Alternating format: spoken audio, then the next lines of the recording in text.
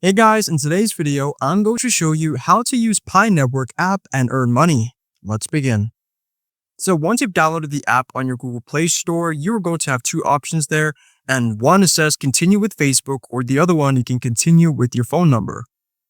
After you've entered your details, it's going to ask you to enter a valid email address.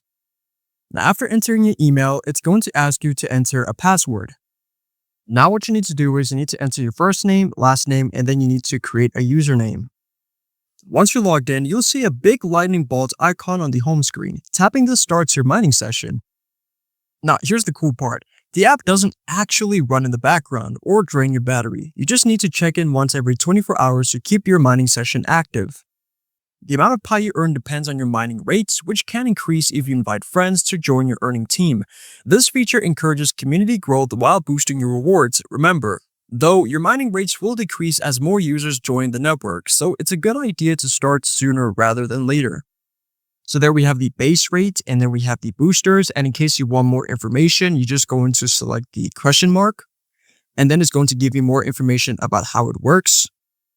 And another way to earn more Pi is by building your security circle. After verifying your identity, you can add trusted friends to your circle, which strengthens the network security and rewards you with a higher mining rate. This step is optional but highly recommended for maximizing your earnings. Now, to eventually cash out your Pi coins, you'll need to pass the Know Your Customer (KYC) verification process. This involves submitting some basic documents like your ID to confirm your identity. Without KYC, you won't be able to transfer your earnings to an external wallet or exchange them for real money once Pi goes live.